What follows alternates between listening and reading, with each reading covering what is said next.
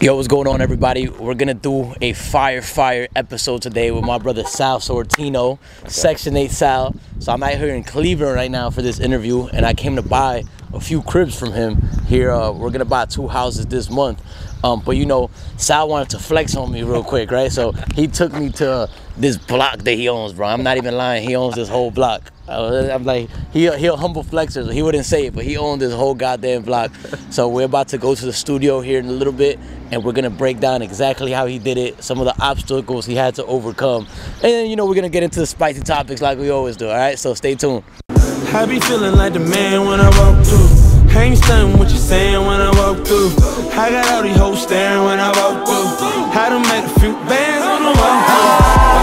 Watch me, hey, why me walk through? Watch me, hey, why me walk through? Watch me, hey, why me walk through? I done made a few bands on the walk through. What's up, you guys? Before we get into the pod, I wanted to make sure you guys knew it's half off everything on peoplemade.shop. We got a few different types of t-shirts, super high quality. Hoodies are fire. We got 3 different colors. Listen, you know what we stand for. We don't believe anyone is self-made. We believe everyone is people-made. Get some merch for yourself, or how about you buy a gift for somebody that might have influenced you to be where you're at today. peoplemade.shop. Don't miss out on the drop. When it's sold out, it's over, and you don't know when the next drop's coming. Go get it. What's going on, bro? Not much, brother. I'm actually excited to be here in Cleveland. I never thought I'd say that sentence. But I'm excited to be here in Cleveland, man. And, you know, I want to give a shout out to you for having me on. You know, People Made, it's definitely something I believe in. I had to take a hat for myself. I don't think anybody could do it on their own. But also, you know, just to give the people a sneak peek of what I'm doing out here. Yeah. You know, you actually told me to come out here. You actually sold me a property. So I think that's really dope because me and Sal met exactly a year ago. Yeah. Exactly, probably like a year and a few weeks ago. And, you know, fast forward a year, here we are doing a real estate deal together, first of many. Yes, so sir. that's why I'm really excited to be in Ohio, bro, because we about to start something great, dog. For sure, bro. Congratulations, man. Thank you, bro. Number one in Cleveland, you know, first property. I know you were buying properties before, you know, I know you had some in Michigan. Yeah, you had some in Ohio, I think, before too, right? Yeah, I had 2 in Avon. Yeah, Avon, bro. Avon. People are going to know Avon. I'm shocked by Avon, though, just because Avon's like rich people town, you know? So when he told me that, I was like, are you sure it was Avon? Because that's a fire little area. You know? I gotta find the actual the deal. I don't even remember the address. I've been looking for it. Dude, I'm not gonna lie though. You know what? The most exciting part about Jay's trip to Cleveland so far is the deals you can find on Facebook Marketplace. Oh yeah, actually, we're gonna have to take a break in a little bit because I got 2 iPhones and some AirPod Maxes on the way. I'm not even joking. Man, this man can't pass up a good deal. Bro, I'm getting those 3 things for $500, bro. I know a bargain when I see one. Still, a lot of people see you on social media, and someone like myself, because I even think I followed you before we ever met. You know, just because some of the circles you roll in, some of the people that you're connected with, right? You know, a lot of your network is super. What's the word? You got a really popular network. You know, you hang out with a lot of really popular people. Yeah. You being the most popular, bro. Ah, chill, no, not even close. Not even close. But I think people just want to know more about you, man. So tell us, what is Jay Monopoly doing right now? Man, I'm a professional problem solver, bro. Anybody has a problem in their life, I'm sure I could fix it, and I'm sure we could figure out a way to make money by fixing it, you know? I like that. So that's what I tell people all the time because it's hard to really box into what I do, bro. I honestly feel that way. Not to sound cocky or anything, but I don't like to box myself in because I feel like I could do anything. Right. And I have done many things at a high level, at a successful level, you know? I currently right now have a medical company in Miami. We're the official IV company of a basketball team. I can't really disclose that part right now, but professional basketball teams, you know, so I don't know anything about IVs except that I got one, but I understood marketing. I understood getting in front of the right people. You know, I've had my own car rental company back in 2022. They did extremely well. I had a real estate company, fixing and flipping, wholesaling, right? I've been able to really solve other people's problems and create businesses in the process. So it's hard to box myself in, bro, because I feel like if I wanted to drop a clothing brand tomorrow, it'd do good. You know what I'm saying? Like, for sure. And I have dropped like a sample shirt one time. One time when I was still flipping houses, I made a shirt that said it had a brick house, and on the top it said flipping bricks, and the bottom in little parentheses said legally. And I made like 30 grand selling that sweater. A bunch of real estate investors bought it. You know what I'm saying? So I hate trying to box myself in, man, because I feel like most people try to box you in when they don't understand what you do. You know what I'm saying? sure. I just like making money and doing business with good people. It's the I best feel way you, to put bro, it. and I can relate to that, man, because it's the same way for me. It's always like, oh, you're doing that now, you're doing that now. When I'm getting into different things, and it's you know, people are just negative. You know, people always want to hate on you. You know, people are always gonna hate on you, especially when you're getting into doing different things. But at the end of the day, like you said, if you're a problem solver, you can make money in anything. 100%, bro. In anything, you know, and problems equal profits. You know, 'cause that's something it's an equation to solve, right? But I agree with you 100% with what you're saying when it comes to the marketing side. Every company's a marketing company, bro. There's so many things that I think about, and it's like, bro. For example, I'm like, I saw someone killing it in pest control, right? And I'm like, well, that's just a damn marketing company, bro. All you gotta do is if you figure out the marketing and sales, right? I don't know shit about pest control, but marketing and sales. Same with an auto mechanic, a hairstylist, a nail salon. It's all marketing and sales, Facts. right? So if you can market anything, you really can get into any business. So, 100%. And hence, you know, the people, I don't know if they know this yet, but getting ready to drop an education platform, teaching people how to invest in Section 8 real estate. And, you know, we're obviously working together. You're helping me with the marketing. You're helping put all that all together. And that's because of how much I see your face all over the place, right? If I see your face all over the place, I know you're gonna make my face all over the place, right? Yeah. Section 8 school. Shout out to Section 8 Sal. I'm actually really excited to drop this course, bro, with you, and collaborate with you, because I wouldn't promote anything that I don't believe is real. I don't put my name behind something that I don't think is real, you know? And I'm here in Ohio buying houses through the system that you've set up to prove to people and show people it's real. Like, I'm putting my money where my mouth is because I truly believe in what you got going on, bro. So I'm really excited because I think we're going to be able to really help a lot of people, man. For sure, bro. I know so many people, and so do you. We know so many people that have money or have made a lot of money and don't have any assets to show for it. It's crazy, So bro. I'm excited that we're going to actually be able to take some people and, you know, they're making money and they're living big paycheck to big paycheck, and we're actually going to be able to help them start getting some assets, bro. I think sure, bro. we're going to really change some people's lives, dog. 100%. I mean, it changed my life, right? You know, I bought my first piece of real estate, 8 years ago. You know, now I have like almost 170 doors, bringing me in a whole lot of bread, right? And it's crazy when I think about it, how many people just get blinded by the fact, like we just mentioned it, right? Because we went to the property that you're buying, and we're like, yeah, you're gonna cash flow hopefully $1,300 a month on this one property, and to me, that gets me excited, right? I have 170 doors, and I still get excited over that. But some people, for whatever reason, like, oh, it's only $1,000 a month, right? Or it's only $400 a month I'm gonna make off of this. But it's hard for them to wrap their head around the idea that, well, if you really are dedicated to the system and you believe in it and you go all in on it like I did, well, that 1 is going to turn to 5, that 5 is going to turn to 10, that 10 is going to turn to 50, and so on, right? But people can't see past that, you know? And the other piece of it is all these people online, you know, and all these gurus, whatever it is, you know, a lot of people in the real estate world, a lot of people in other industries too, they teach you how to make money, right? They teach you how to make a pile of money. But not many people are teaching people how to create a river of money that doesn't stop. Because at the end of the day, if you have a pile of money, you can burn through it. 100%. If you got a river of money, that shit don't stop. 100%. You know, so that's what we're trying to help people create. And I hope people really see value in it and really learn from what we got. So I'm excited about that for sure. And not for nothing, though, I was one of those people, bro. I remember, you know, back in 2019, I had bought a house for, I think, like 17 grand.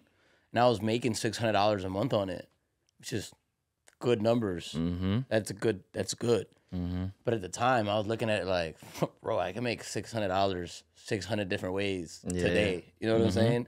And I could, and I still can. All right. Yeah. But that's not the point of it. It's about having that $600 to come in without having to do anything for it. You know what I'm saying? So it does take a mindset shift to really take it to that level, bro. And you know, I'm getting older now. I'm getting older now.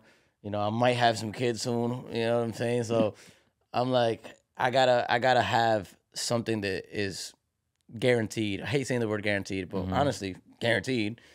Literally. And I look at it, and I'm sure, I don't know if you ever thought about this, bro, but I want when my kids are growing up, they're like, oh, what does your dad do? Fuck, I don't know, but I know he owns a block over here in this neighborhood. You know what I'm saying? Yeah. That's dope. Hell yeah. I remember being young, hearing people say that, and it sounded unrealistic. And here I am. Now it's realistic as fuck. For sure, bro. For sure. And especially when you start really thinking about all the advantages of real estate, right? We're just talking about cash flow. Now, when you talk about taxes, there's so much involved, but and it opens doors. Yeah. If you do real estate, it opens doors for anything else, right? I know a lot of people whose brands are bigger than mine, right? But they can't carry the same kind of conversations I can with other people because they've only focused on online money, right? When I talk to people, I've actually had a real business. I ran real businesses. I had real employees. I had real investments. And I think that you coupled that with the fact that I blew up online, it really opened a lot of doors for me that most people wouldn't be able to have, because they're like, oh, he ran a successful real estate company. He got to know something. You can't just accidentally run a successful real estate company. Right. For sure, bro. It's not easy. You can accidentally make money online. Yeah. You can't accidentally fucking run an actual company that does deals month after month. So correct. That's another thing. It opens a different kind of network for you. I agree. And then the other piece of it is everyone's familiar with real estate. You know, they might not know all the details, but everyone's somewhat familiar, right? Because everywhere you go online, it tells you should invest in real estate with a quick little Google search, right? And everyone knows, you know, that a lot of wealthy people, you know, are made in real estate. So it's a conversation starter alone, you know, just being able to, when you say you're in real estate, right? But, you know, I know we see Jay Monopoly today, you know, this fly guy with the icy chain, you know, in the Prada shades and the Balenciagas on the feet, right? These are side shades. I ain't gonna cap. There's no cap in my What do we got? Casablanca on? What do we got up here? You got though? the Casablanca on. I know you're always in the Casablanca. The J ring. My boys fly, right? But like you said, you believe in the message. What do we got? Hold up. I'm about to go buy an iPhone real quick. Oh my God, this fucking guy. Hold on. Give me 1 second. I'm about to go. It's a flash sale. He's getting the iPhone for $40. No, I'm dead. I was buying an iPhone now. Are they here? Yeah. Oh my God. Bro, listen, this man can't turn down a good deal. If you got anything on sale, hit him up. He'd probably buy it. This man's buying an iPhone right now. We're out there negotiating? Nah, he was like, you got cash? I'm like, no. You don't got Zelle? He goes, yeah, but I owe money on that account. I was like, damn, am I in danger right now? With a police station across the street. I know that. I made sure to tell him. Did you tell him that? Yeah, I said, yo, there's only one parking lot. It's only the police station across the street. You want to go in there? You want to stop in there real quick? That was a good move. He was like, nah, right here in the corner is fine. I'm like, bet. Let him know there's a police station across the street. I was just telling them, I'm like, I wonder if someone drove by and saw you know, doing a deal in front of the house. Like, what did they think was going on? You know, what the hell did they think? What else you got in the way? I got the AirPod Maxes. You got a whole ass. It's 3 minutes away. That was gonna be quick. Oh my 3 God. minutes away. So what kind of phone did you get, man? This is an iPhone 13, bro. Did you get a good deal? Bro, it's $160 unlocked. Wow. Bro, That's a steal, bro. what are we doing here? This guy fucking is buying phones and AirPods off of Facebook Marketplace. Bro, that's a steal, I guess if you're from out of town, maybe you should just put your location as Cleveland on Facebook Marketplace. I'm not a Facebook Marketplace guy. I don't think I've ever bought anything off of there, but that might change today. Yo, you know when I'm gonna buy a Lamborghini off of there. You know when I started buying on Facebook Marketplace, bro? When I was buying camera equipment. Really? And like you said, if you spend everything on, it's like 50 grand, bro. So I looked at everything online and it came out to like 50, 60 grand. And I was like, hell no. I can't do this. I can't justify this. Yeah. And then I went and started getting stuff on Facebook Marketplace, bro. And that 50 grand ended up coming down to 15 grand. See? Facebook Like the Marketplace. Black Magics online, I think are like 3,000. I was getting them for like $1,000 a piece. Bought 3 of them. Already saved like, yeah, bro. I don't care how much bread I got, bro. I'm cheap with shit, bro. You need a Meta sponsorship. I'm cheap with it. I'm cheap with it, bro. But bro, I was saying before we got interrupted by the great deal that you got, you know, the flash sale. I was saying, you know, we see that the guy you are today, but like you said, you believe in our message, right? Being people made. 100%. So let's take it all the way back, bro. So when you were a kid, like, what was that like? Number one, where are you from? I'm from New York. I'm from Queens, New York, and I can take it all the way back, bro. You know, we got some time, right? We ain't going nowhere. Right. I'm over here crashing at Sal's crib, so we got all night to chill in this shit. Yeah, we're in the crib right now. I think people don't know that. This is in the crib. Yeah. I grew up in I come from a great family, bro. Like a lot of people from my neighborhood, you know, were in broken homes, and I was probably the only person in my entire neighborhood of all my friend group that had both their parents in their life. You know, so I'm super grateful for my family and where I came from. But it takes a village, right? And my village was fucked up, dog. And I was out there doing some bad shit, bro. Not gonna lie. You know, anybody who knows about anything about Jamaica, Queens, right? It's like we was outside for real when we were young. I ended up getting arrested for something when I was 16 years old. And that was kind of what, like, quote unquote, set me straight. And I joined the military after that, bro. But actually, before that happened, before I even got arrested, man, my mom had sent me to live in Ecuador when I was 14. Really? Yeah. A lot of people don't know this part of the story, bro. You're getting the exclusive right now. Yeah. So my mom sent me, after my freshman year in high school, she sent me to live in Ecuador. She was tired of my shit. Is that where your mom's from? Yeah. My family's Ecuadorian. So she sent me to live in Ecuador for what was supposed to be a year, and I was out there for 6 months, right? What ended up happening was I was at a really good school over there, but I hated it. I was in a third world country, dog. So I was like, damn, I really, really want to get back to America. My mom would not let me come back to New York, bro. Would not let me come back to New York. So I called my sister, who was living in California at the time, and I asked her if I could go live with her. And she said I could if I made enough money to buy my flight. So I actually became worse in Ecuador because I had to figure out how to make money over there. And I wasn't making money the best way. I'll tell you that story offline. So, but what is Ecuador like, bro? Like, is it like dirt roads and shit? Like, I have no idea. I'm trying to figure out what the hell to expect in my head. Ecuador poor as hell, bro. Yeah. Ecuador's poor as hell. It's actually even worse now, bro. Ecuador's the most violent country in South America right now. They're going through like a whole cartel war the last 2 years. Crazy. So was that like a crazy, like, when you got that, was that you? Had you been to Ecuador before, though? Yeah, I went. All my life, I went once a year to see my family. Okay. But living over there is a completely different story. You know, I'm a city kid, bro. I'm from New York. I'm from New York City, bro. You sent me to live in a third world country. Crazy. Yeah. But I held my own over there, bro. I figured out how to make some money, and I went to go live in California. When I was in California, I used to box, bro. I have a few amateur fights under my belt. I had the little boxing passport. I didn't even know that. I seen you post some videos, but I wasn't sure how serious you took it. Yeah. No, I used to compete. I used to compete back in the day. So that was when you came back from Ecuador, you moved right to California? I went to California first, which is actually how I met Levi.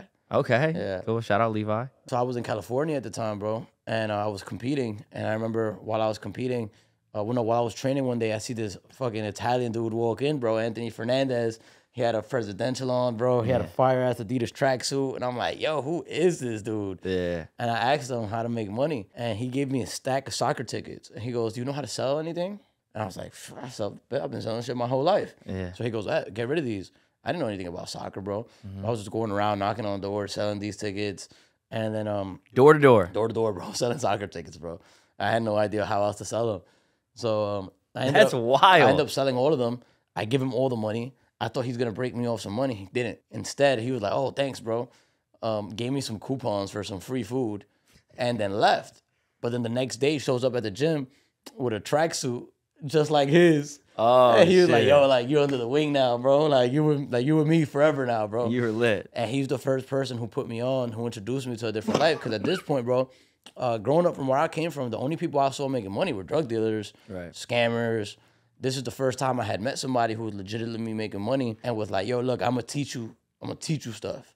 So I was 16, and Anthony changed my life, bro, 100%. Like, shout out to Anthony. Bro. And that's why I always tell people, I love the name People Made, because I've always believed in that. Yeah. Like, I know for a fact that there's certain people in my life, and I would not be where I am today if I didn't meet them. Anthony being the first one of those people, bro. Right. The first one of those people who really took a chance on me. I was 16 years old, ghetto as hell.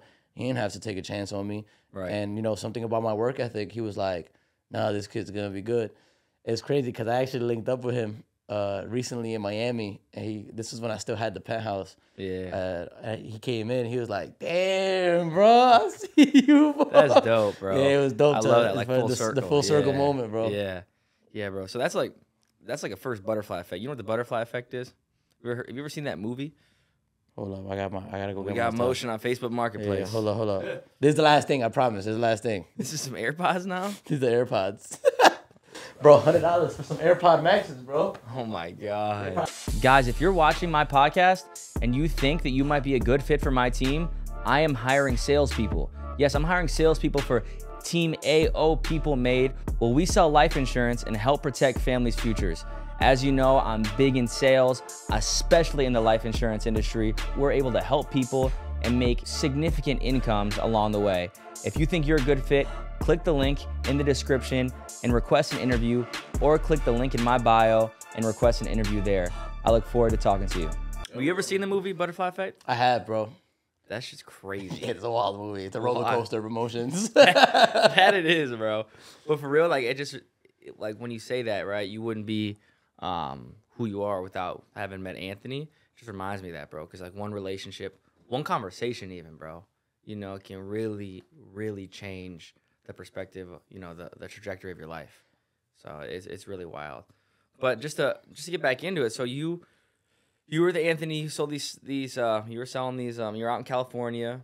Mm-hmm. He kind of took you under his wing and whatnot. What happened from there? You're boxing. How old were you again at this point? I was 16. Okay. 16 years old. I used to compete in California. San Diego is not really a boxing city, so I was really known like in the amateur boxing circuit over there. And then so after that, I went back to New York. Right.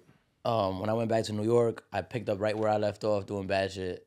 You were still in high school? Still in high school, yeah. And I ended up getting arrested the year I went back to New York. I think at this point I was a junior. That's kind of like what set me straight kind of thing, right? I got like, oh man, like I was facing some time over something I didn't do. And, you know, I panicked. I beat the case, thank God. And I joined the military shortly after that. I joined the military when I was 17. I was never done, bro. That's the funniest part. I was never done. I was behind in school because I was like to chill, smoke at the time, hang out, be with girls, whatever the case is, right? But once I actually like focused up, I actually ended up graduating early. I graduated my junior year, not my senior year. That's I just had to take extra classes. I had to take a bunch of extra classes, advanced classes, all of that. I was probably in school for like 10 hours a day, but I graduated a whole year earlier. So, but what inspired you, or what made you want to get into the military? I saw it as my only way out. Yeah. My sister's husband was in the military. When I lived with my sister, she was living on a military base. And I was like, well, I guess this is a cool life. He has a house. You remember at this point in my life, I never knew people who owned houses, right? Seeing that he got a house because he was in the military, I'm like, dang, he got a house with a backyard. Like, that's lit. That was the pinnacle of making it. For coming from where I'm coming from, you got a house with a backyard. You know what I'm saying? Yeah. So I was like, damn, he had like a house in a backyard because he was in the military. Maybe that's what I need to do. And I went to the military. At that time, I didn't realize I didn't realize I was exercising one of the laws of success, bro, which is you know, elevation requires separation. In order for you to elevate, you must separate from, you know, the things that make you the old you, your old habits. Sometimes it doesn't have to be that drastic, right? But in my case, it was. Now that I look back at it, and I'm sure you probably can look back at it too, every time you've separated yourself, you've always elevated yourself. So anybody watching, definitely take that into account, you know? You keep doing the same old shit with the same old people, you're going to get the same old results. I feel that, bro. I feel that. It's a difficult thing for a lot of people. People are loyal to a fault sometimes, you know, and I think, like you said, it just is a necessary evil that you have to go through as you're growing and you know, bettering yourself. But I was just gonna say though, what branch of the military were you in? Marine Corps. Marine Corps. Marine Corps. Yes, sir. Simplify. Hurrah. Well, what was that experience? The whole experience like? How long were you in the military? 5 years. 5 years. That's a grip. 5 years, yeah. It was a big chunk of my life. I changed so drastic on every point of my life, right? When I was in San Diego, I was all in on boxing, bro. There was people that thought I was gonna be a world champion, bro. And then when I fucking went back to New York, I was all in on the streets, bro. People that thought I was gonna be the next Pablo Escobar, bro. When I was in the military, bro, I was all in, bro. People thought I was gonna be the next Dan Daly. You know what I'm saying? Crazy. So like every stage of my life, bro, I've changed so much that it's ridiculous. Like, and you know where somebody knows me from by what they call me because I had different names in all those stages of my life, you know? Hilarious. So the military was dope, bro. And that's actually what got me started in entrepreneurship, bro. So the first big investment I ever made was with Anthony again. Fast forward, life comes full circle. I got stationed in San Diego, the same city I had met Anthony, Right. you know, years prior. Yep. So that's your guy. You're like, you're gonna link up with him. So we link up. He gives me the opportunity to invest into one of his soccer games. He taught me about leverage. I ended up taking a personal loan for 20 grand, give it to him. He gave me a 20% return. It was dope. In 2 Yeah, that months. was your first taste of putting some money into something and getting And money seeing out. it work for me. Yeah. And that was 2016 where I got that money back. You remember, everybody knows Summer 16 was lit, right? It was. Summer 16 had just dropped. Yeah. There was great music out. The Cavs win the NBA title. I was in a relationship at the time. Like, my boys from New York came to visit. Life was good. And that's when I realized I want to do this more often. Right. Make money without having to do anything. But I couldn't figure out how to do it, how to actually do it, right? So I end up throwing an event. I book a bunch of artists, bro. I end up booking Lil Yachty, back when Lil Yachty. This is while you're still in the military? Yeah. And where'd you get that? So you got the idea to throw an event from Anthony, or From like Anthony, 'cause yeah. he was doing. You said soccer, but like what was he doing? He did exactly? soccer events. Like he would book, Club America versus, Club just whatever. sell tickets. And, get the stadium in San Diego and then sell tickets. And that's how you got the event idea. Yeah. Okay. So I was like, oh, it seems simple enough. So I end up booking Lil Yachty, Rob Stone. Rob Stone was really big at that time. Y'all probably have no clue who that is. No clue. If y'all heard a song from him, you would know who it is. But we ended up booking Rob Stone, a few random artists. Yachty was big as hell at 16, no? 2016, he was still just coming. Him and Uzi was just really coming up, bro. At that time, to book Yachty was only $8 grand. Oh, shit. Yeah. So we end up throwing this event at the New Parish in Oakland. And this event bombed, bro. We sold we canceled the event before we even got there because we didn't want to embarrass ourselves, bro. We sold 4 tickets, bro. 4? I swear on everything I love, bro. How much money did you lose? So much money, bro. So much money. And that was my first big L. And I kind of sat on the sidelines for a little bit. And then the way I started in real estate was the year after that. And it's actually a really dope story. This is the story that anybody who's followed me for a while has probably helped.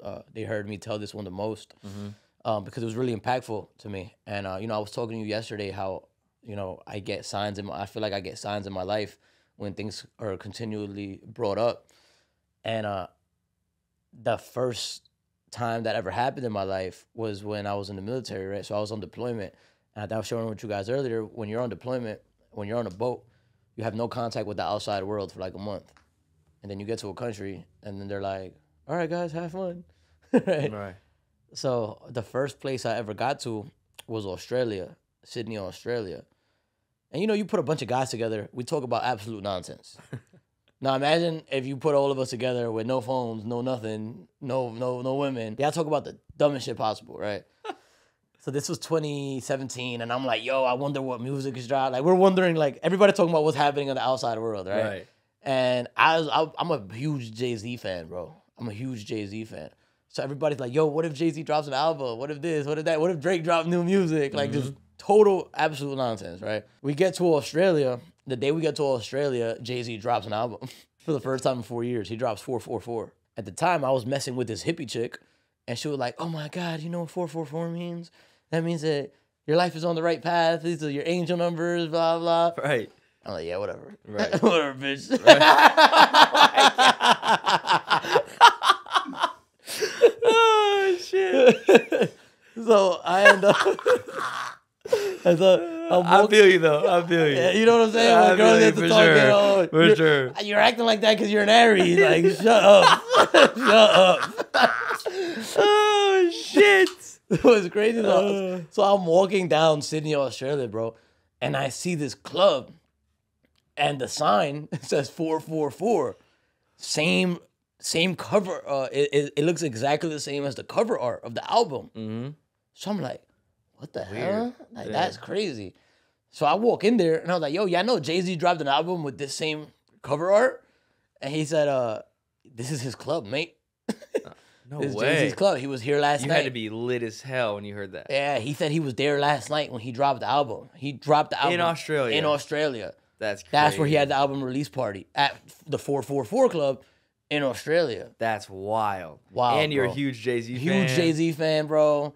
You know, I'm like, what the hell? So now I know that I didn't want to be bored. I'd never been on a boat before. So that first month I was bored as hell. So I was like, I'm not going to get caught slipping like that again. I'm going to download a bunch of music, download a bunch of videos. But most importantly, I'm going to buy a bunch of books. But I've never been a big reader. So I'm like, what do I read? And then this is when I followed the second law of success that I didn't even realize I was following, right? If you want to have somebody's results, you got to figure out how they started thinking the way they think, right? So I Google books that Jay-Z read. I'm like, Fire. just see what pops up. Yeah. And the number one book that he recommended was this book called The Celestine Prophecy. So the Celestine Prophecy was all about there being no coincidence in your life. He said all those coincidences that happen, the more you follow them, the more they push you closer towards your life purpose. And I'm like, damn, that's crazy because I'm reading this book by a quote unquote coincidence. Right. But it's not. I'm following my life purpose. Mm-hmm. And it said the more you follow it, the more you're in tune, the more you listen, the closer you get to figuring out what you're supposed to be doing in life. But there's people who ignore those feelings and eventually you stop getting them. So I was like, and I had it drilled in my mind, like, damn, I'm just, anything that happens is a coincidence, I'm gonna follow it, bro. Like that's a sign from God. And so after I read that book, I'm done, bro. I only bought that one book. I didn't have any other books to read. Right. So I go to one of my boys, his name is Nin. It's crazy. I'm actually talking to him about a real estate deal right now. And I was like, yo, bro, you got any books? He goes, I got this real estate book. So I'm like, okay. So I read this real estate book, bro, and everything went over my head. Mm-hmm. I was in no place to receive that information. sure. But I took one nugget for it, and it was the most millionaires got that way through real estate. Right. So I was like, dope. In my head, I was like, all right, when I get to the next country, that's what I got to figure out, how to do real estate. I had it in my mind after I finished this book. So then we get to Brisbane, which is still in Australia. We ended up just going to Brisbane after a month, fucking going around in circles in the ocean, go to Brisbane.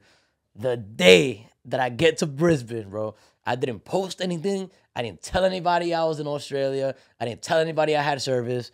Levi calls me, bro. I swear on everything, bro. I swear on everything. First words to come out of this man's mouth is, yo, bro, we got to get started in real estate. I was Crazy. like, yo. Oh, I told this is him, meant to be. I told him, bro, I'm all in. And he was like, why are you so excited? I'm like, I can't even explain to you. But Right. what do we need to do? He started telling me, like, at this point, he was like, oh, there's this course that I was thinking about taking from this guru. It's like 20 grand. At that time, I'm in the military. I'm only making 35 grand a year. Right. But luckily, I was on deployment. I'm not spending any money. I'm on a boat a month at a time. Yep. So I had enough money to send him. So I sent him, I think, like 10 or 12 grand or something. Like, boom, here, take that. Levi. To Levi. I said, pay for it. Learn what you can while I'm gone. Dang. Yeah. That's love. And then by the time I came back to America, after all of that, after the boat, I went back to Japan.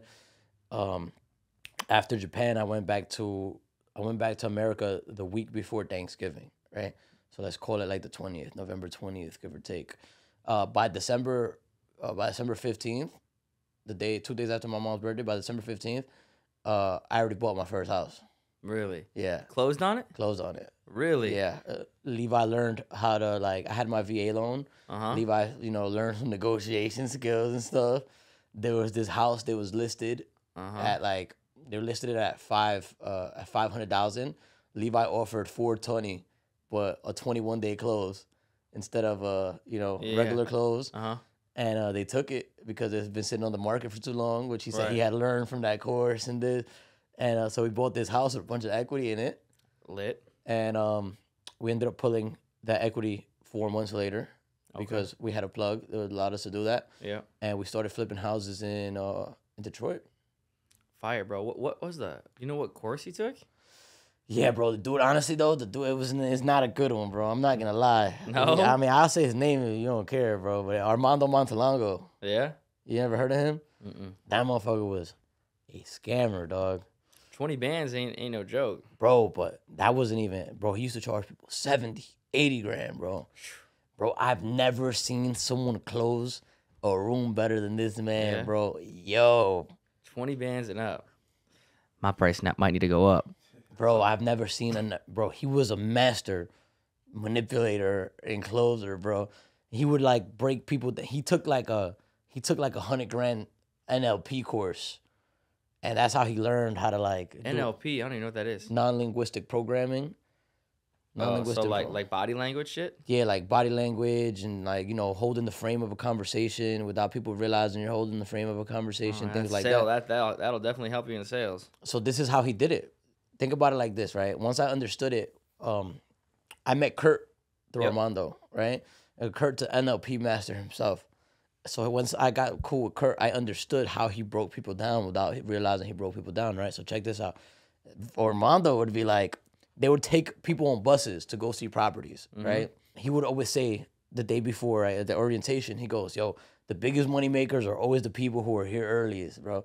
I've seen people wait at the doors to get in before it's even time. Like basically setting the tone of what successful people do, right? So the next morning, nobody's late. Right. Everybody's there, right? And he makes a chaotic environment, but it's never really chaotic. He knows what's happening the whole time, right? So now check this out. He's like, oh, come on, everybody, let's go. We're going to the buses. We're going to the buses.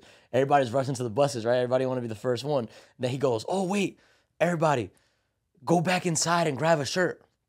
I forgot, everybody, go grab a shirt. So now everybody has to go back inside and grab a shirt, right? They're not even realizing what they're putting on. They all grab a shirt that says, the little logo that says Armando Montelango on it, and then in big ass letters, it says student, right? But check out what that did, bro. Because now let's say we all went to an event, right? You got the fire ass suit on. He got a Gucci track suit on. You got this. You're not a lawyer anymore. You're a student. You're not a doctor anymore. You're a student. You know what I'm saying? You're not an investor anymore. You're a student. Everybody, he brought everybody down to the same level. Yep. Yeah, it's good, bro. Yeah, it's all that little stuff, bro. And he would close 50% of the room, bro. He would close 50% of the room at $50 or higher. That's ridiculous, crazy, bro. I never, bro. till this day, I'd never seen any operation like his. And he was teaching you guys how to just buy rental property. Is that what the goal of his? Know how to flip houses. Flip houses. Yeah. Got you. So you guys bought a crib with the VA loan. Then you said buying houses in Detroit. Yeah, I started flipping houses in Detroit. And that did that, because I know you got in the wholesale business, right? Did that lead to that, or what happened from then to the wholesale business? I bought a house one time. Well, I was supposed to close on a house. I was telling you about this last night. All right, so for everybody who doesn't know, I thought I discovered wholesaling. I was about to Christopher Columbus that shit and say I discovered it for real. Yeah. Even though it existed, right? I had this house that I was supposed to close on. My lender ended up backing out. So I put it out there for a higher price. And then I had a friend of mine, shout out to Mac Major. He was like, oh, do transactional funding on it, close on it, and then sell it to them. So I did that, and I ended up selling it to them for $87,000. So I made like $17K gross after all the fees, closing costs and stuff. I probably like 14 grand, 13 grand. But I was only supposed to make 30 if I flipped it. Did all that work, waited all that time? Yeah, it would have been 3 months to make 30,000. But instead, in 1 week, I made 13,000. And I was like, what the fuck? So I called Levi, and I was like, yo, bro, I think I discovered something. We can flip a house without touching it. Yeah, like, yo, we could flip these houses without actually fixing them. He's like, yeah, bro, that's called wholesaling. And I was like, what? Like, this is the thing? So he was like, yeah, bro, we should find somebody to pay to teach us more. Levi was always about paying for information, right? Yeah. And I'm all for it, too, now. Yep. So I was like, all right. Funny enough, bro, I ended up meeting this dude through Instagram named Carlos Reyes. And he tells me to come to his office. I go to his office. And he was like, I went with 15 grand cash. I made the decision that I was going to spend 15,000 on somebody. Yep. And he was trying to sell me on an event instead. He was like, oh, just come to the event. It's only 2,000. And if you like it from there, then, we'll see what we do. And I was like, bro, I'm ready to pay you 15 grand right now. But he was trying to run me through the sales process. You didn't want to do that shit. Yeah. I'm not going to wait for an event to then do it. Well, I want to do this now. Right. So I ended up asking around, and like, who's the top wholesalers in the game, right? The first person that told me Carlos. He goes, oh, there's this other dude named Raph. So I hit up Raph on Instagram. He didn't have that many followers at the time. Rafael Vargas, yeah. I hit him up, and I said, yo, if I come to Tampa, No, I'm like, yo, if I buy a ticket to your event, you gonna have lunch with me if I go to Tampa? He goes, yeah. Boom, I bought it, $5,000. I'm on my way to Tampa. Literally hopped on a flight from Arizona, Carlos' office, to Tampa. That's crazy. And then we're Right from there to there. Yeah. So we're sitting down at Doc B's, eating. Chris Bruce came. Chris Bruce is still my dog to this day. He kind of played middleman and stuff. He was like vouching for me because he was done seeing me make money. And I was like, yo, Raph, I'm ready to give you, 15 grand like on top of what I just paid. So I paid him. I ended up giving him 20,000, so 25,000 total. And then I went to his that was for like the Elite Circle Mastermind, and I ended up from there going to his event. The week after I came back from the event, I closed a deal. He was in his system, 25 grand. I saw it as like a confirmation, like a stamp on it, Hell yeah. But it's crazy because there's a lot of hitters that came from Raph's like inner circle group, bro. Yeah, I remember you telling me that. Tiffany High. and Josh. I met them at that inner circle. Natty Buys Homes. I met her at that inner circle. Esteban Guzman. I met him at that inner circle. Jeff Henry. All these dudes that ended up making millions of dollars. I met them all through that inner circle, bro. Through Raph. Yeah. That's crazy. Crazy, bro. All in the same mastermind, bro. And they went on to crazy. become super, super rich, bro. It's crazy. It's amazing. Josh and Tiff High. So funny. Funny enough, that closing, I had a closing earlier today, and it was Josh's dad. That was so wild when I found that out. It blew my mind. Actually blew my mind. You tell Josh? I haven't told Josh. should. I paid your dad a $20,000 assignment fee today, and I'm proud of it. So make sure he gets you something nice for Christmas. It's for me. No, but that's crazy, bro. Wholesaling is like, once you discover that, it blew my mind. Like, discovering wholesaling real estate, literally, first off, it changed my life, like, immensely. I thought I was heavily in real estate before I found out what wholesaling was. I feel like you were in real estate too before you found out what wholesaling was. Yeah. A lot of people get into wholesaling first these days, but when I got into it, I had like 10 rental properties. I owned a real estate brokerage. I had been a realtor. I was flipping houses. The game was a lot different back then. It's crazy. There was no gurus like that back then. The two biggest gurus were Carlos Reyes and Rafael Vargas. And at the time, anytime I would go to one of their events, I was the youngest person in the room. I was 23 at the time. Now, there's these 19-year-olds, 18-year-olds, sure. 20, 21-year-olds making sure. a bag wholesaling. Like, actually. All from learning from gurus on the internet, which is crazy. It's like, that's truly valuable. I remember when I first I would start seeing ads on Instagram and whatnot about wholesaling real estate, and I always thought it was, flip properties without spending any money, yada, yada, yada. I always thought it was bullshit. You're like, yeah, all right. Yeah, bullshit. So I'm in the game for real. You know what I'm saying? Like, I'm actually doing this shit. I'm like, ain't no way. Like, this is bullshit. And then I met my former business partner, Anthony, who's one of my really good friends. I met him, and he said he wholesaled real estate. And I'm like, in my mind, again, I'm like, all right, Then I noticed, he's spending bread. Like, he seems to know what he's talking about. Broke it down for me, and it blew my fucking mind. Blew my mind so much that, I was like, well, let's find a deal. And then our first deal, I think I told you about this. We made $90,000. Yeah, that's ridiculous. $90,000 on our first ever wholesale deal. We didn't assign it. We actually bought it. But $90,000 without fixing up the property at all. And that absolutely blew my mind. It was the biggest profit I ever made on any deal I've ever done at that point. And it was a property that did the least amount of work ever. And I was like, this shit is crazy. Completely changed my life, bro. So it's a really something that when it comes to real estate, once you learn how to source deals off market at a discount, it really changes the game. It's a whole skill set. I sometimes wish I didn't shut down my real estate company. Yeah. And the reason I did is because in 2020, at this point, I had never sold any education. Mm-hmm. I used to go to education. Yeah. But my brand was growing pretty quick. I was really doing deals. Just from you posting on Instagram? Yeah. And not only that, I had a team. I had 15 employees at the time, all commission, and they were all young. My employees. 15? Yeah. Whew. They were all young. real They were all really young. They were all 18-year-olds, 19-year-olds, 20-year-olds making money. Yeah. Making a bag, bro. It was crazy. And that ended up being like how my brand blew up. 'Cause he's like, damn, look, he got these 18-year-olds closing $1 million deals. Right. So people started reaching out to me like, yo, you should drop a course. You should drop a course. And at the time, I didn't want to. Sometime in the middle of 2020, I believe it was August, September. The office, so when Raphael quit wholesaling, I ended up taking his office. I had a 5,000 square foot office, huge office, bro. In Florida? In Tampa, yeah, huge operation, bro.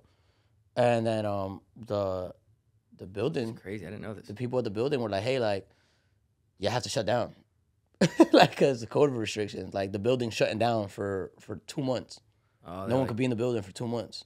Oh shit. So I'm like, damn. At the time, I was young, bro. I was only 23. In charge of a bunch of 18 and 19-year-olds who had left their entire life behind to come follow me, bro. Yeah. And, you know, having them in the office is a completely different vibe than everybody being in their own house depressed as hell, you know? Yeah. And I don't think I had the leadership skill to, like, really keep it up. So I started losing my best guys little by little because they no longer needed to be in the office, and they realized, wait, I could do this on my own. Yeah. Which, whatever. I'm happy that I'm happy that they ended up being successful. Non-competes got to be strong. Shout out Donnie Ruffin. He's the one that sent me them non-competes, baby. But so you shut down though. It was because of COVID.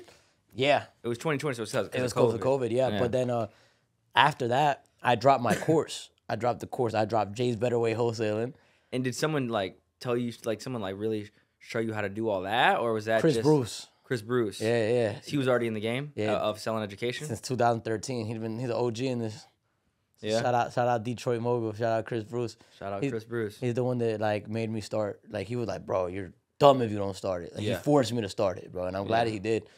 And then from there, the community I had grew really fast to the point where I was able to do a few deals a month, just JVing them. Yep. So then I just was JVing deals, bro. Didn't even have to have an operation, Yup. right? So then I dropped the course and like really started picking up motion. It was around, I would say, Halloween time, 2020, right?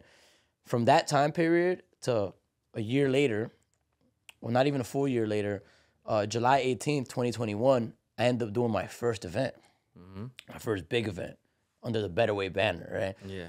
It was, Which is such a dope name for the community, by the way. Appreciate it, brother. I always thought that was so fire. Better Way Conference 1 comes around. I already was building the community the whole nine. We had 600 people show up, bro. Yeah. My first event. I went from doing an event. I used to do free events all the time where only Like 30 people meetups. would show up, 50 people would show up. Yeah. The most people I ever could get in a room was 150, and I thought that was a lot. It is a lot, though. And then you fast forward 2021, because I built the community, bro, boom, 600 people in a room. And from October to July, I had made about $700,000 to $800,000 selling the course. Selling the course, bro. The most I had ever made actually wholesaling was just a little bit over $1 million gross. Gross. You know what I'm saying? Yeah. So now I made close to that. No 15 employees, no none of that. Like, It's information. You're selling information. yeah, and I had people actually winning, bro. A lot of my old employees that had left at the time, I might have been upset that they left, but they ended up being great testimonials for me because they ended up going to be super successful. A lot of these dudes are still in the game right now. Some of the mentees that I had, Yeah. that dude that we met at Dallas, Sean Serrani, he wasn't one of my mentees, but his first partner, JP, is the one. They helped each other out, and they met because of me, and they ended up going to make 8 figures in wholesaling. And then Crazy, I had a podcast where JP like, yeah, I met Sean because of you, and JP learned wholesaling from me. Leo Basulda from Arizona, he used to work for me. Yeah. Drew the Wolf used to work for me. He owns like a $10 million cannabis company now. Andy Ramirez, he used to be one of my dispo guys, bro. Got some hitters. Yeah. Justin Guerra ended up making, over $2 million wholesaling. Yeah. So all these people going out there and winning. Anton was one of my mentees. Anton, Was he? Yeah. Anton bought my course back in 2020. He bought your wholesaling course? Yeah. Shout out Anton. He's out in Philly doing his thing, Anton, wholesaling. Gabriel Kazel, I don't even know them. Gabriel Kazel, he bought my stuff back in 2020, bro. There are a lot of people, dog. So you showed a lot of people the game. Yeah, and like not only it wasn't even what I taught them, bro. It was the community that I was able to nurture, bro. Going back to the whole people made concept, bro, Yeah. right? Like I was able to put people in an environment where people are talking about winning. You know what I'm saying? Most people don't have that where they're at, Right. and most people can never find that. Yeah, it's a special thing. Yeah, bro. You know, So like that's why I love doing events. That's why I love coming out and collabing with people, bro. Because it's fucking room full of winners, bro. There's nothing we can't do if we're together, bro. It's crazy, Okay. bro. When I think about the like the events, Better Way, like that is first off the better way. Like the concept of it, right? Is there's a better way. You know, I thought that was just so fire. Like I just gotta touch on it because I think the name is so fire. I know last event you had or the big event. You said that was gonna be the last event you had. Is that still the case? You're gonna get back into it? That's the last Better Way event I have. Why?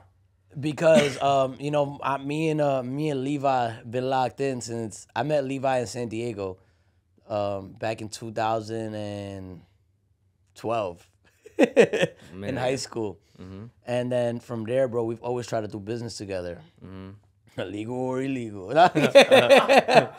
Oh, we were young, but we've always been locked in. And Levi, I thought of the name Better Way on the couch of Levi's couch. You know what I'm saying? And we built it from the beginning, brick by brick. So when Levi wanted to leave, and you know, he didn't want to do the online space no more. He wasn't interested in that no more. You know, he wanted to quit everything he'd ever done and start something completely brand new from scratch.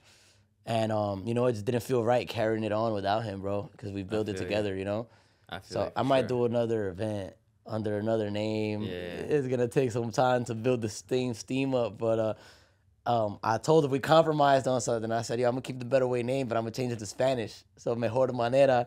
So I'm actually planning on doing a big event in Spanish. We're projecting 800 people in Colombia. In Colombia?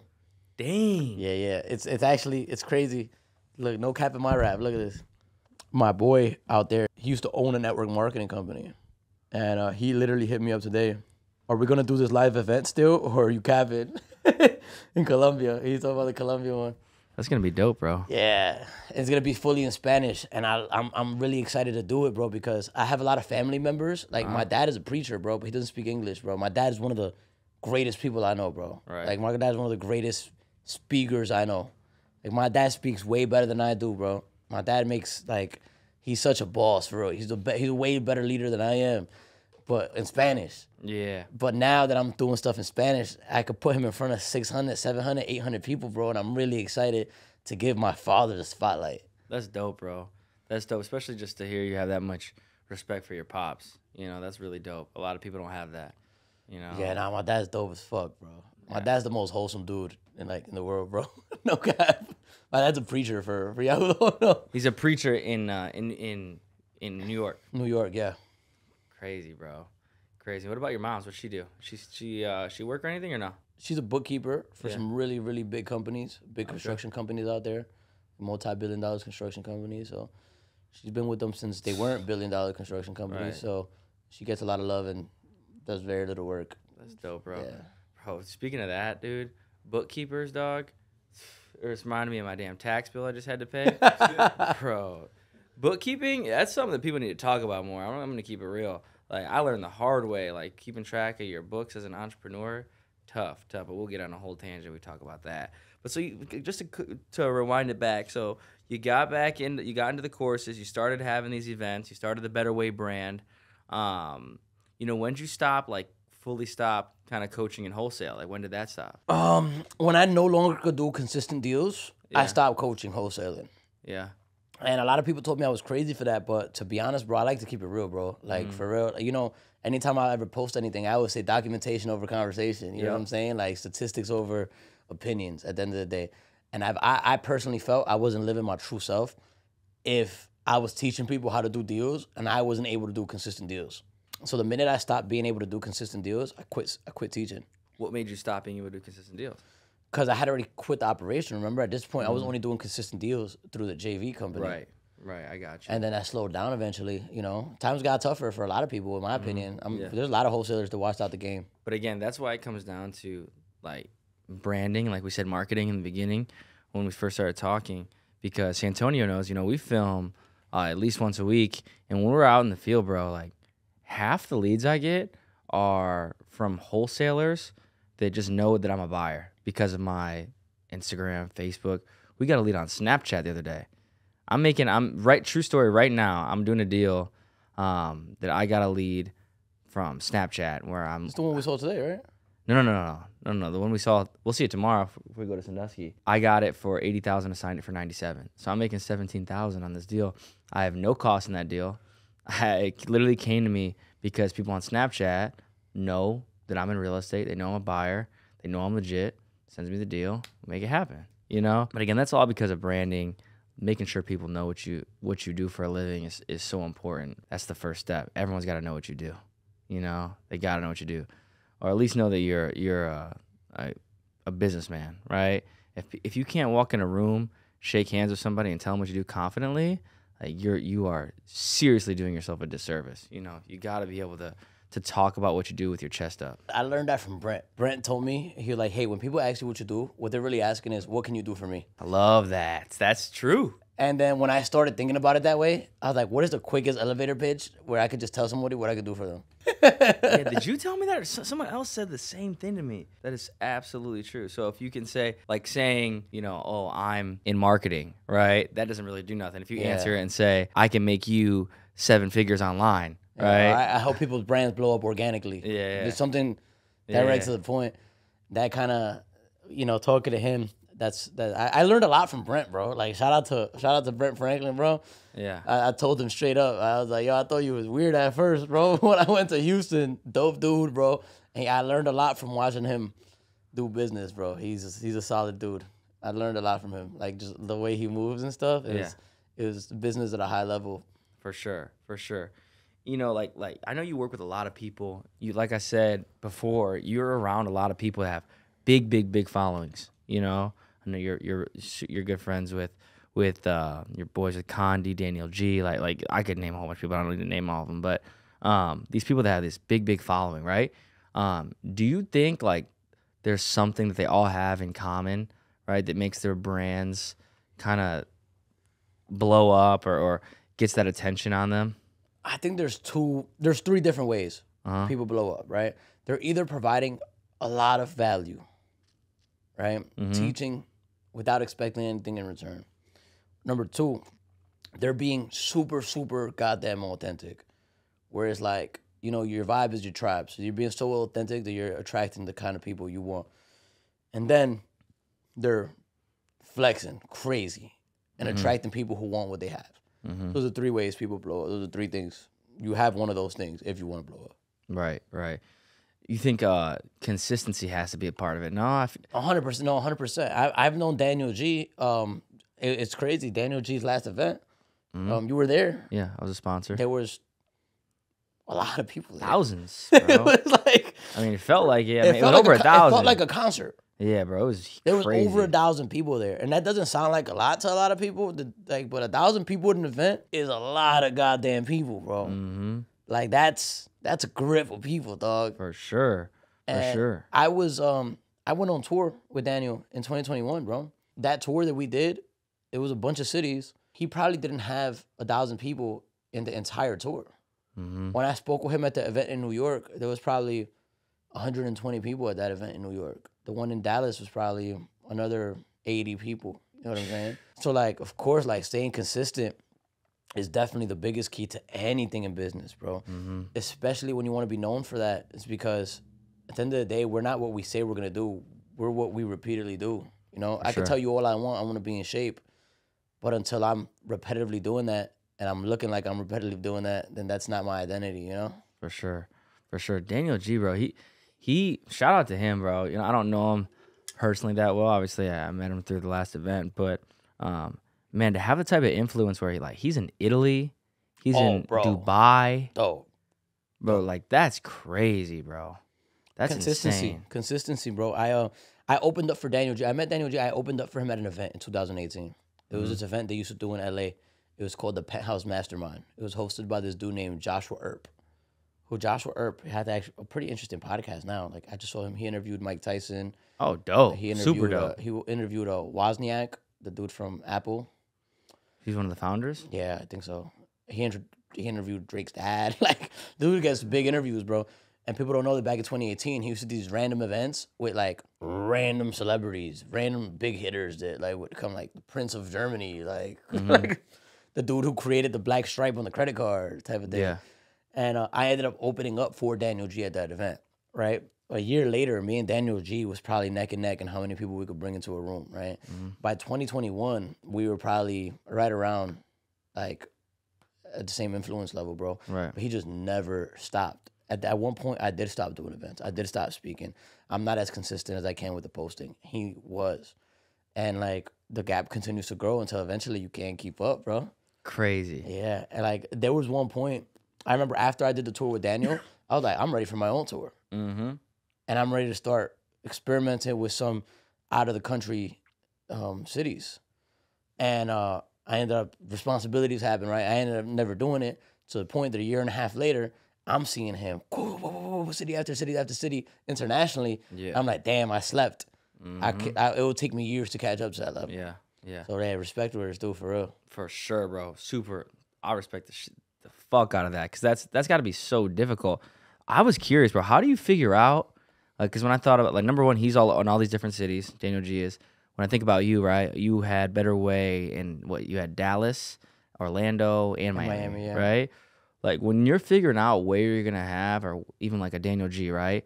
Where these guys are gonna go? Like, how do you know where your influence is strong enough to have an event? Like, is there like where do you find that? Like, how do you? I'm just curious. Like, literally, I'm genuinely want to know how Hey, you you know figure what's that out. funny? I don't know. I don't have the answer to that question. I did No? Dallas, not because I had influence there, but because I thought I didn't. And Really? I thought it would be a flex. Like my first event I had did in the first Better Way I did in Orlando. Mm-hmm. So I was like, if I do another event in Miami, if I go from Orlando to and then do an event in Miami, people are gonna get the idea that this is a Florida thing. So we have to make it a statement that this is not a Florida thing. This is a nationwide thing. Yeah. I'm like, what city would say that? Crazy. That's a bold thing to do. Yeah, so we were like, fuck it, let's do Dallas. That's where the journey started for us, right? That's Armando Montelango's mentorship. It was in Dallas. Uh-huh. So that's where the journey started for us. Fuck it, let's do Dallas. So I did Dallas. I only had one speaker from Dallas. All the other speakers were from other cities. Mm-hmm. The only speaker from Dallas was Donnie. And Donnie loved that event. Donnie said Better Way 2 was the best one he went to. He really enjoyed it. And it's crazy because you can ask anybody that was there. When I was on stage, I said, how many people actually are from, there was probably 400 people, Better Way 2. I was like, how many people are actually from Dallas? Bro, probably like 80 people. They were traveling to see you. Everybody else came from a different city. That's to come to Better Way crazy. Conference too, bro. Well, that's when you know you have real influence. And that's when I really like I knew the mission was accomplished. I wanted to make it known that this wasn't a local thing, and said and done, we did it. Yeah, that's dope, bro. But like a guy like Daniel, you think he has more? You think it's more calculated or no? You think it's the same thing? I think it's the same thing, bro. I think a lot of people, and you tell me if you disagree or not, bro. Mm-hmm. A lot of people I met, bro, very few of them are actually as strategic as you would think, bro. I think whoever's doing the best is whoever's winging it the best, bro. Well, I agree with you to a certain extent, right? To a certain extent. Yeah, because when I think about business, bro, right, it's never black and white. You know what I mean? If it was a simple formula, equates to this much success or this result, everyone would do it, right? So I feel like business is, and I've been thinking about this a lot lately, to be honest with you, because sometimes I reflect and I'm like, well, what makes me different than the next person, you know, because I'm very blessed for my age, you know, you are as well. Like, I think about what makes everyone different. And the thing is, business, like, yes, you have to be analytical. Yes, you have to be strategic, but it's also equal part instincts. Like, what makes me different than you and you different from the next guy is your personal instincts, your gut, right? Go with your gut, you know? And I think that is kind of like, in today's age, it's not valued the same as I think it should be. You know, you have to have good instincts. You know, you have to trust yourself. Otherwise, you're never gonna get to that next level, you know, without swinging the bat and being a risk taker. Do you do shrooms? No. I mean, I've ate a shroom gummy a couple times. Why? So, someone asked me. That's so random. No, because this goes with instinct. Okay. This goes back to the topic of instinct, right? Yeah. Somebody asked me earlier if I do shrooms. I said, not anymore. Yeah. And someone was laughing, and they probably wonder what I meant by not anymore. But the last trip I ever did was in Vegas. And boy, I remember when the dude... Look at his face change. Bro, when the dude gave them to me, he said, hey, be careful with these. And I was like, yeah, whatever. And man, boy, I should have been careful with those, bro. I was on like a 12-hour trip, bro. Yeah. In Vegas, bro.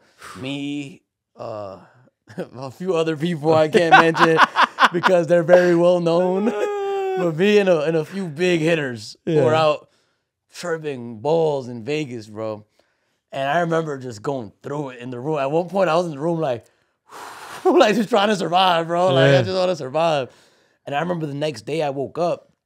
You know, you wake up from a crazy trip. It feels good, right? You're like, oh, that was crazy. But then I realized, bro, that, you know, it kills your ego sometimes. And you need that, right? You need an ego death sometimes. But sometimes you need your ego right where it's at, dog.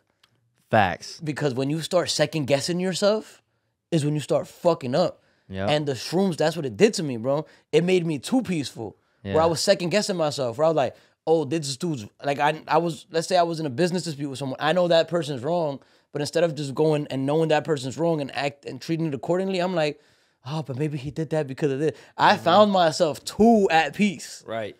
You know what I'm saying? I can see how that would be a detriment, 100%. Yeah, bro. So now I don't need anything up there fucking me up. Yeah. I need to believe in what the fuck I'm doing. For sure. 100%. That, I mean, that's why that is that's a little why bit of I'm ego. more. Like, you do gotta have a little bit of 100%. ego, right? 100%. You don't believe in yourself, bro. I mean, If you want to get to an elite level at anything, it's the same characteristics in any field. In golf, look at Tiger. I bet Tiger Woods and Kobe Bryant would have a great conversation because they got the same killer instinct. that's what people don't get. Like, just like I said in business, same thing when you think about a Tiger Woods or a Kobe Bryant. I could have worked out side by side with Kobe Bryant his entire life, from day one to the day that he retired from the NBA. Exact same workouts, exact same shots, exact same everything. Even exact same build, if you want to say that. Like, same height, same athleticism. But if we don't have that same instinct, in which we wouldn't, it's not going to be the same result. You know, 100%. so that's one of those things that you just can't teach. You gotta be able to find it within yourself and go with what works for you. You know. Yeah, whatever works for you, bro. Somebody once told me that emotion is just energy in motion. You know what I'm saying? That. And Jay's got more one-liners than me, man. He's got it for days. I'm pretty. People don't be thinking I be having. People be thinking I'm dumb until they actually talk to me, bro. And I guess I portray that because people see me partying and all that. When people actually get to talk to me, they're like, "Oh, damn, this motherfucker's smart." For real, no. I mean, I could say before I met you in person, I probably had a little bit of a false narrative of you in my head, you know. No, most people do, bro. And I'm not even hating because I know that's what I put out there, you know. But yeah, like I said, like, emotion is just energy in motion, bro. So whenever like there's a task that needs to be done, bro, you need to have emotion behind it to do it the right way, bro. There's a difference between going to the gym and just going through the motions and then going in and actually putting some emotion behind that. You know what I'm saying? Like, when you're in there, like, man, if your girl cheated on you today and you went to the gym for the next month, bro, you'd look a lot better than if you just went to the gym because you had to for the next month. Facts. You know what I'm saying? Yep. So learning how to put that emotion behind the work is super, super important, bro. That's why this morning, you were upstairs on a Zoom call, but when I started working, first thing I did was start putting on diss tracks, bro. In my head, I was bodying motherfuckers. You know what I'm saying? I'm like, in my head, I'm like, yeah, Oh, shit. A good time for that right now. We got a lot of them to listen to. Yeah, that's what I'm saying. In my head, I'm like, yeah, motherfucker. Yeah. Drop and give me 50. Give me 50 for real. That's what I do every day, bro. I be starting off with diss tracks every morning, bro. I need to start doing that. It really gets me going, bro. You're listening to diss tracks, which I need to start doing, right? But what I used to do, it sounds so corny, but it's so true. I used to listen to Love Yours, J. Cole, every morning just to make me feel grateful. Oh, yeah. Some wholesome shit, you know? That's beautiful song, bro. That's one of my favorite songs, Beautiful bro. song, bro. Like, if you really listen to that, it'll make you think about everything that you're grateful for. No, 100%. It's crazy, though, man. So I was always told, right? I was always big into, like, the spiritual side of success, bro. Because I forgot who told me this, bro. But I heard somebody say becoming a millionaire was the easiest thing I ever did. The hardest thing was believing that I could do it. Because when you go into something believing that you can actually do it, it's completely different than you going into doing something like that you think might happen. For right? sure. And I seen it play out in real life. I remember when I was to do my coaching calls with wholesaling students, right? There was people that say, "Oh, well, I did a bunch of calls, but no good leads today. I remember one day I was like, "Who has DocuSign?" and a bunch of people didn't have DocuSign. And I said, y'all bullshitters. You never thought you were going to get a deal today. Right. You never believed you were actually going to get a deal today. Because if you actually believed you were going to get a deal today, you would have fucking DocuSign opened up, bro. Uh-huh. You know what I'm saying? Yup. That's so true. So believing that it can happen is so important, right? I remember I used to like really big, like as corny as it sounds, bro, like big into vision board, bro. And, you know, I used to journal my goals and all of that. And it worked for me. When I was feeling down, I would think about my goals and like think about sticking it out.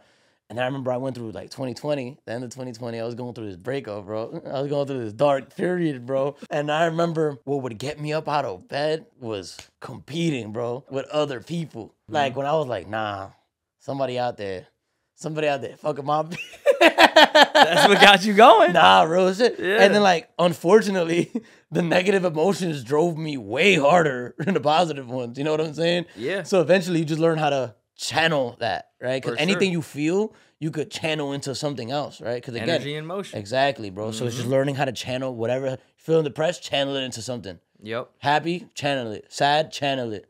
For You know? sure. So I always try to feel something when I'm doing my work, bro. Yeah, competition can really motivate you. You know, when you're a competitive person, I mean, you were a boxer, right? So ultimately, like that's the ultimate competition. It's mano a mano, right? Once you're out of that, when you have that competition, I credit a lot to the way I'm in business, to the fact that I was in sports my whole life. Yeah. It was Hooper. I saw the Yeah. pictures. Yeah, I was a little bit of a hooper, you know. I let the legend live on. Everyone these days is like, Sal, you want to come hoop? Nah, dog. Nah. You can go Google my stats or something. You know what I'm saying? Like the legend lives on. I can't ruin the legend. But for real though, like I was super competitive. I hated losing from the time I was a little kid.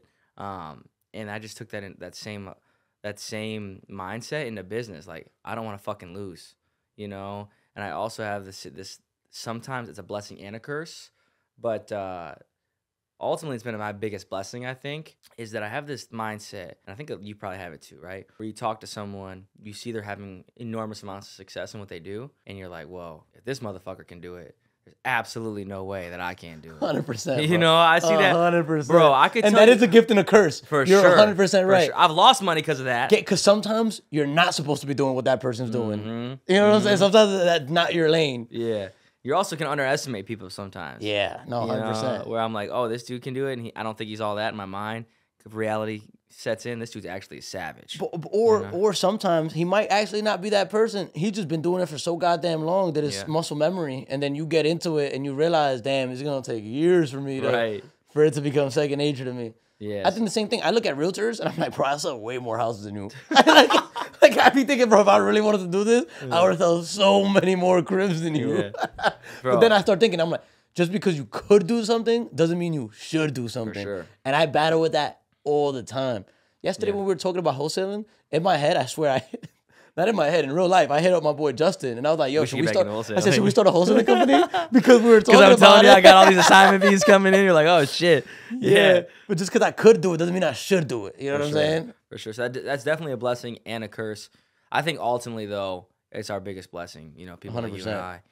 Because if it wasn't for that mentality, you would have never got into wholesaling. You would have never got into real estate, right? You would have never got into coaching. You know, same thing for me with everything I've done. I've always saw someone else do it first and said, if they can do it, I can do it. So, but again, that also comes down to the instinct to like we said, confidence. Being confident in that mindset that, like you said, the people that were wholesaling, not even having DocuSign downloaded, right? The confidence piece of that is so important. I always say that I'm blessed because I grew up with a mom. My mom, I have the best mom in the fucking world, bro. Like literally the best mom in the world. And she'll tell you she strategically raised me. She would tell you this if she was standing here. She strategically raised me to be a businessman, right? Your mom's dope. Yeah, she's dope as shit. She's so dope. She should be famous. Hopefully she gets famous at some point. But she made me so confident, right? We always joke and say she made me too confident sometimes, right? I thought I was better than I was at certain things. But I was so confident because of her always instilling that in me that when I got into business, I wasn't scared. Like, I just never thought. My mom was so big on telling me, and it sounds cliche maybe or corny, but she'd always say you can do whatever you set your mind to. And I truly believe that because it was always instilled in me. And I realized that might be my biggest blessing in life is having that confidence to swing the bat and not being scared to strike out, you know? I was actually, for me, I was actually a really shy kid, bro. Really? I had to build my own confidence up. Because that's the different. Everyone has a different path. And this is big. Like I'm doing the Spanish show and the Spanish events because I want to speak more to the Latin community. It's something I'm very passionate about because my parents, I'm the first person in my entire family born in America. I'm the first American. You know what I'm saying? First generation. First generation American. And like, so my parents came from Ecuador. They came from making $10,000 a year in Ecuador to, living in the United States. So their mission was to survive in a country that wasn't theirs. That was their mission. The fact that they were able to get a house and have their kids here, mission accomplished. Their job was to survive in a foreign land. So that my mission could be to build in this foreign land. You know what I'm saying? Yep. But because their mission was different than mine, they instilled different things in me, right? They instilled, kind of maintenance in me. Like, my mom wanted me to stay in the military for 20 years so I could get the pension. My dad wanted me to just go to college, get a regular job. Yep. But that was because that was their version of success. They didn't come from America, right? But because they were able to take those sacrifices, now I'm able to take the risks that I do now. Yeah. You know what I'm saying? Yeah. But I didn't grow up like with all that confidence, bro. I actually ended up, it's actually crazy. So shout out to my brother. My brother ended up getting in trouble with the law as a youngin'. And when he got out of jail, he had to get into he went to go work for this youth program. I went to go work with him when I was 12, 13. When I couldn't stay home alone, he would bring me to work with him. It was a youth program. I was able to go to the youth program anyway. And they had me working there, bro. And you know what I would do? I would have to go on the street on Jamaica Ave, bro. Like, I'm talking about 156 in Jamaica. Like a few blocks from where 50 Cent got shot type of shit. We're talking about the hood. The hood, the trenches, bro. The trenches. Like, for real trenches, bro. Like, yeah. Me and John saw someone get shot in the head over there kind of shit. And I would walk around at 12, 13 years old, asking people when's the last time they got tested for STDs. I swear. What?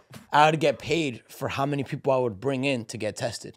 Really? Yeah, bro. When was this? I was 12, 13 years old, bro. That's crazy. So imagine, I'm over here having conversations with the scariest motherfuckers I've ever seen in my life. Zombies. With old people, with, adults. Yep. Like, talking about, are you having unprotected sex? That's a crazy part of your story, bro. That's what got me over being shy. Because if you could have that conversation, you could have any conversation. That's wild. Guys, I tell you how important it is to find real estate deals off market. The biggest resource that helped me from the beginning to this day is PropStream. PropStream is going to give you so many tools and resources to help you find deals off market. I'm talking about data, I'm talking about systems, I'm talking about everything you need in one place. Click the link in the description or in my bio for PropStream to get yourself a 7-day free trial. Every day during that 7-day free trial, my team is going to be giving you a complimentary webinar explaining all the benefits to this software. You do not want to start investing in real estate, especially trying to find off-market deals without PropStream. Click the links. ACQC was where I worked at, 8th Center of Queens County. That's crazy. You can't be shy anymore after that. You're right. Yeah, that's how I got over being shy, bro. Like having that uncomfortable ass conversation. Like, hey, bro, you might have AIDS. Like, can you imagine having that conversation with someone when you're 12, 13, bro? Do people still do that now? Like, is that still a thing? Like people still go around asking that? Like, I don't know. I haven't. Bro, if they are, I want to hire you. Because if you can do that, bro, you can come work with me and make a lot of money. I promise you that. I promise you that. Bro, no, that's crazy, bro. That's how I got over being shy, bro. I mean, that is mind blowing. I can't imagine a 12 or 13-year-old doing that. Like, that's crazy. It just goes in hand with my other saying. Whoever hears the most no's makes the most dough, right? I mean, you got to be comfortable hearing no. When you're comfortable telling people, "Hey, bro, you might have AIDS," like you definitely comfortable hearing no. Bro. Nothing becomes uncomfortable at that point. Yeah, bro, it's crazy. Some people people will get disrespected. Like, what? AIDS? That's bro. Like you would hear some. I can imagine. Bro, you hear some wild shit, and I'm just there like, okay. Right, I don't even know what the hell this shit is, really. I'm 12, Yeah, dog. bro, shit, bro. Yeah. So it's funny because, like I said, Tony earlier was like, oh, this motherfucker's an encyclopedia. Yeah. I've know so many random facts about different shit because I've lived so many different lives, bro. I can give you a whole presentation on STDs today, bro. It's so crazy, bro. Is that from when you were 12 years old? Yeah, learned bro. about that? Yeah, I fucking learned all of that, bro. So I want to go back. That you said you're passionate about providing something to the Latin community, right? Yeah. And it just made me think about how I always see all over the internet, right? You always hear people, well, go after your passion, right? Work with something you're passionate about, and you'll never work a day in your life, right? What's your stance on that? Because I've been talking about it a lot. Like, what's your stance on doing what you're passionate about and doing something that makes money? You know, where's your stance on that? I'm just curious, like genuinely. You gotta be able to get profit over passion first. You need to be able to have money in order to eventually follow your passion, in my opinion, right? I say the same thing. Like, think about it like this, bro. My passion is to teach. Mm-hmm. I love teaching people. I love helping people, bro. I genuinely do. But if I was broke and I can't even help myself, what the hell I look like helping anybody else? Right. Have you ever heard of ikigai, the Japanese term? No. I'm gonna pull it up real quick. Let's talk about Encyclopedia coming out. Encyclopedia J coming out right now. So ikigai is a term in Japan that stands for reason to live. Like, that's what it means, right? And they say their ikigai is when you find what the world needs, what you can get paid for, what you're good at, and what you love. If you go find something that encompasses all those 4 things, you're living a peaceful life. That's facts. What the world needs, what you can get paid for, what you're good at, and what was the other one? And what you love. They call that ikigai? Ikigai. So that's what everyone should search for. Yeah. Ikigai. Ikigai. But it takes time. It takes time to find that. But it's a pretty dope concept. Oh, you know what I'm saying? Sure. Like, for sure. No, ikigai. This guy, did you learn that when you were in the military or what? I lived in Japan. Yeah, I lived you? in Japan for a few months. Yeah, I was just curious where you stood on that, bro, because I see it all over the internet now, you know? Yeah, get that bag first. Get that bag, bro. Get that bag first. You know, everyone has different passions. I'm passionate about helping people too. That's actually my why. I think that's important, right? Having a purpose, right? Having a why, right? In everything you do. It just constantly motivates you when you really have a real why. Mm-hmm. I mean, when I first started, I don't know how you were, if you had one, but for me, my why when I first got into business was, man, I want to prove that I don't need anybody. First of all, I just want to make a lot of money. I want to be rich. That's where we all started. Yeah. And then I wanted to prove I didn't need anybody because, you know, my grandfather's a successful man. And what I realized at this point, it doesn't matter how much I do, how much I prove, everyone's going to think I got something handed to me, you know. But when I was young, I always thought I was going to be able to overcome that by just being extremely successful very young. So that was my chip on my shoulder. I want to prove I can do it without anybody. And then hence People Made, right? I always said I want to be self-made. I want to be self-made. I want to be self-made. And then I was like, bro, this is bullshit. You shouldn't even be proud of wanting to be self-made.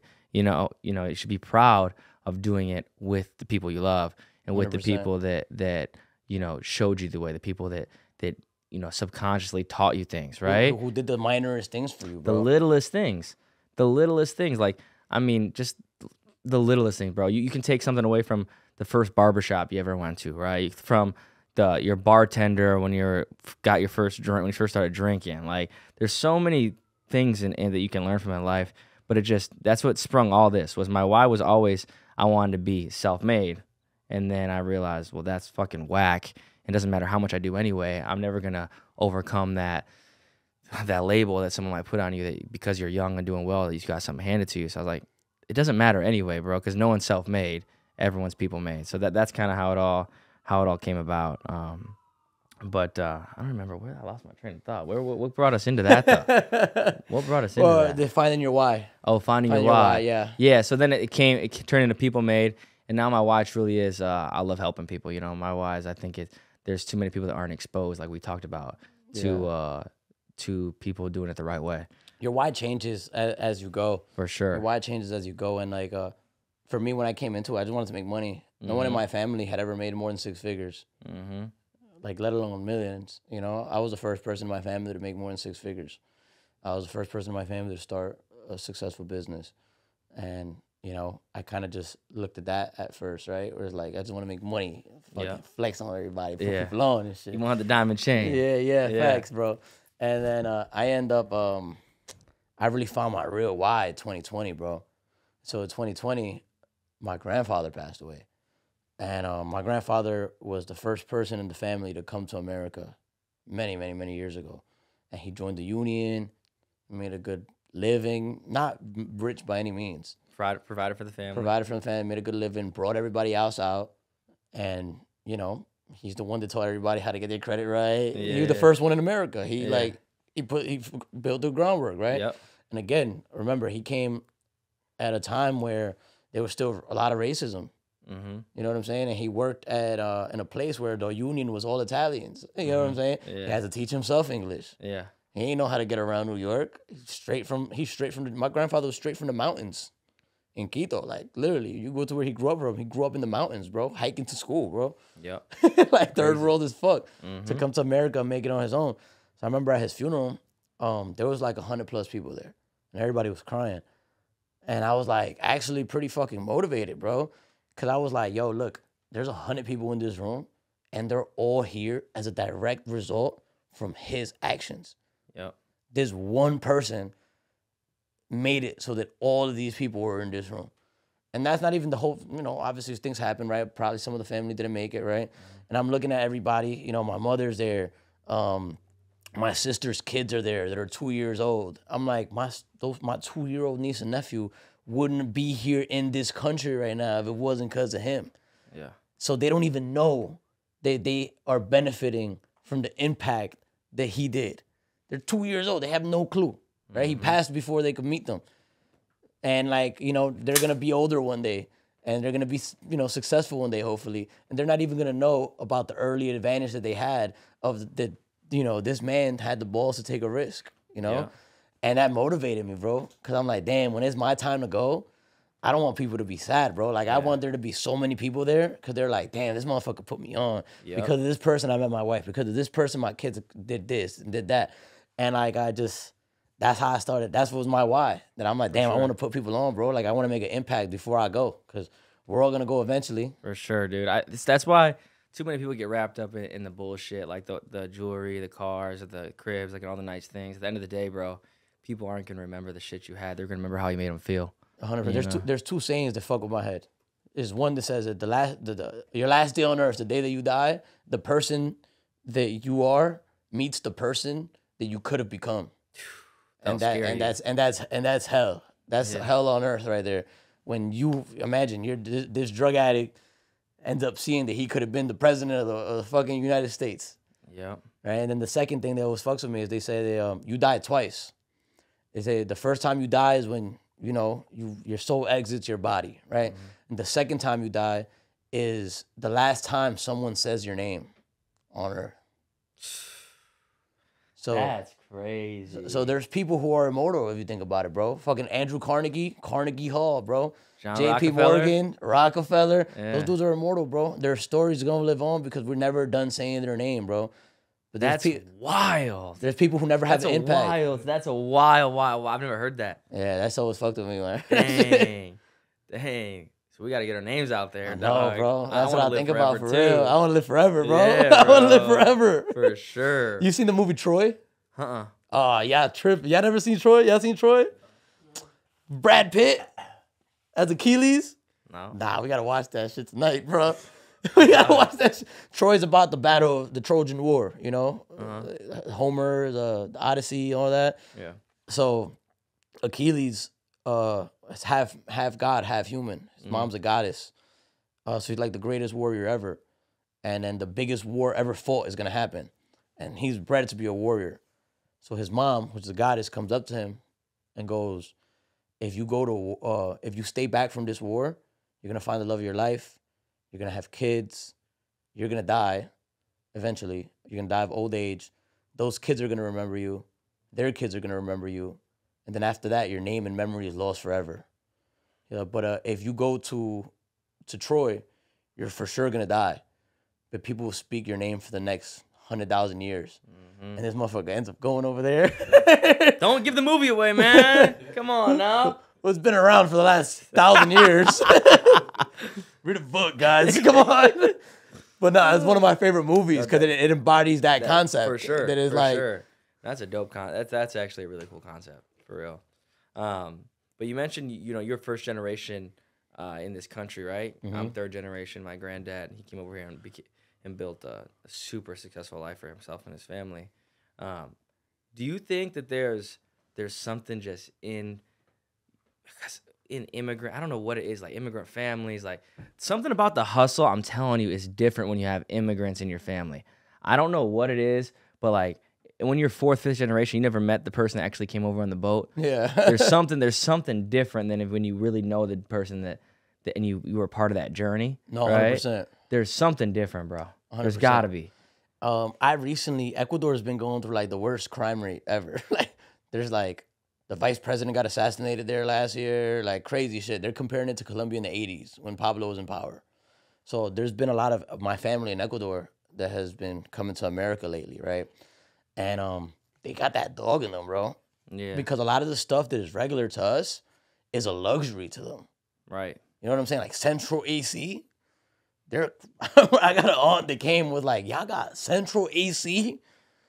And she was mind blown by that concept, bro. Mm-hmm. So it's just, one, it's still a luxury, and two, being grateful, right? Because Right. now that's... And never want to go, fear of having to go back to that. Exactly, Yeah. bro. Exactly. So I think that's what it is, because they know what's on the other side. For sure. Me, I'd never had to... Well, actually, I did live in Ecuador, right? Yeah. But my nephew, for example, never had to live in Ecuador or be in Ecuador.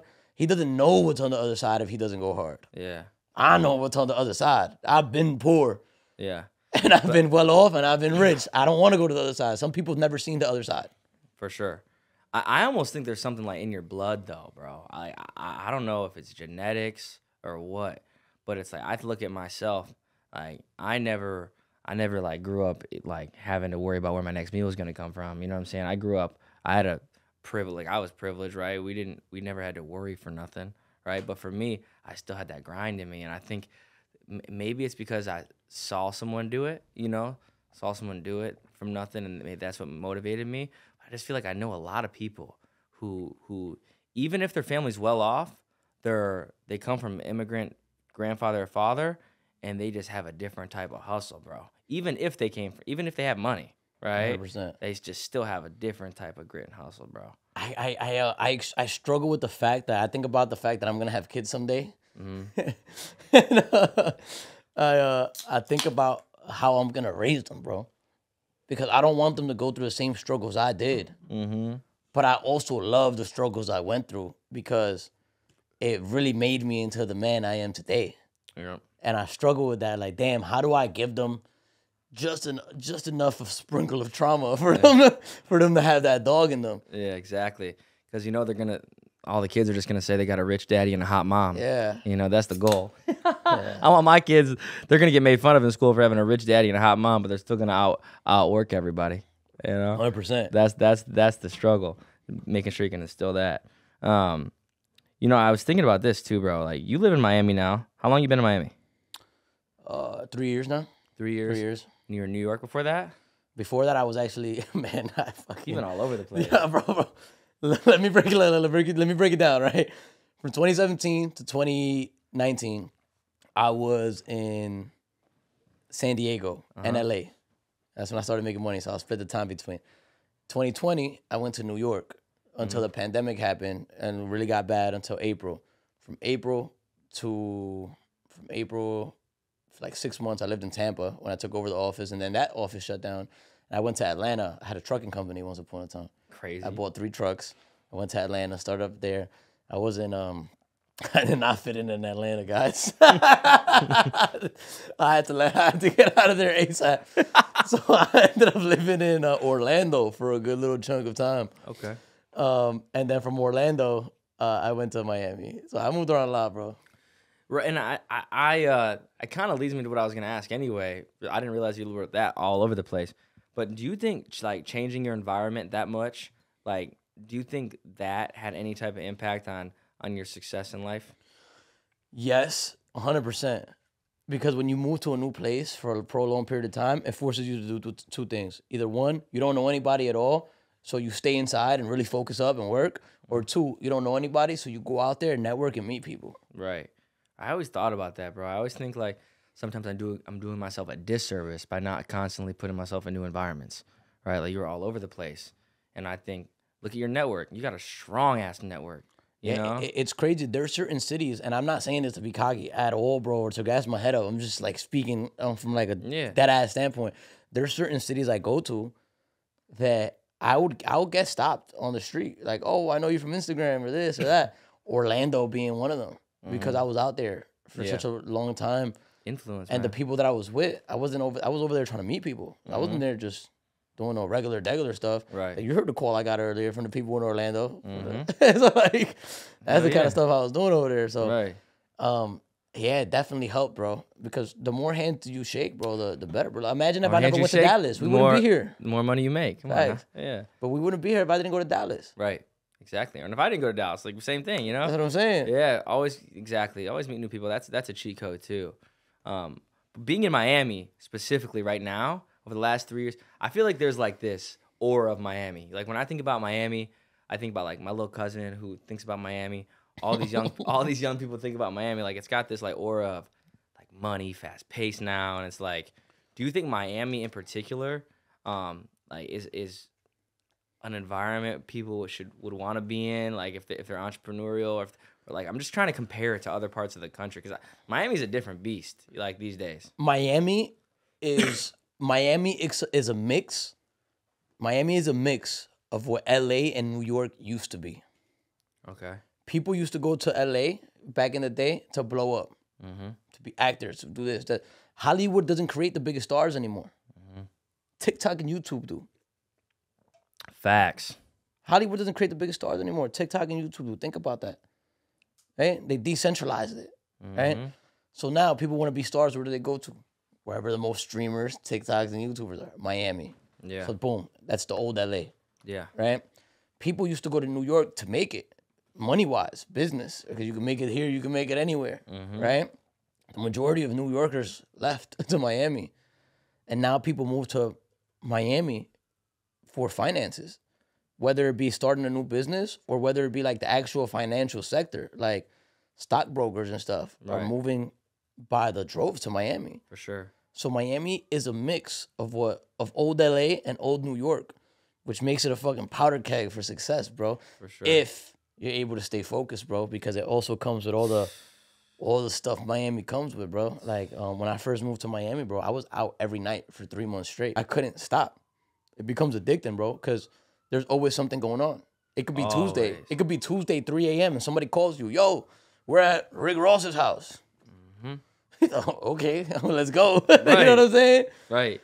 You got the best everything in your hands. Like, you know, if you got money, you got the best restaurants, you got the best nightclubs, you got the best views, the best looking people, you got the best everything, bro. Yeah, facts. Best everything. So Miami, you know, it's tough. For sure. And I'm literally asking you, like, almost for myself, because I'm like, man, I want to live in Miami.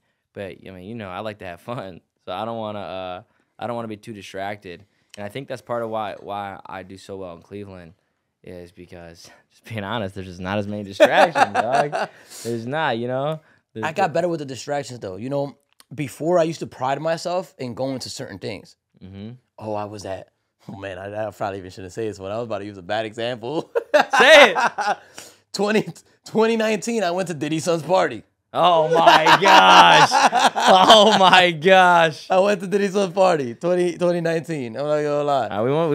We won't dig into that. I've been to. We won't dig into that. I've partied with some big celebrities, bro. I got a video with Karol G. Like, we were in her dressing room. Karol G's like the biggest Latin artist. Period. Right behind Bad Bunny. Right, like her and Bad Bunny neck and neck, bro. Like billions of streams type of thing.